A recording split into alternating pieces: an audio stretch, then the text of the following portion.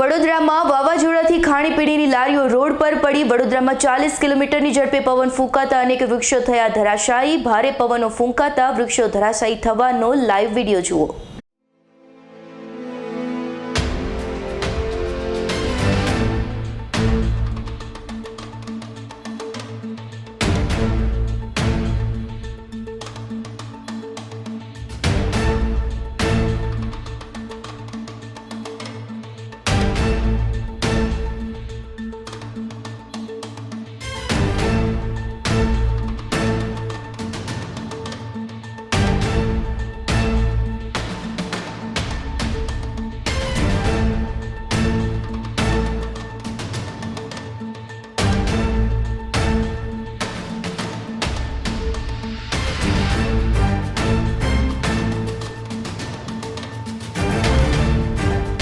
અમારી તમામ માહિતીથી અપડેટ રહેવા માટે જોડાયેલા રહો S9 ન્યૂઝ સાથે।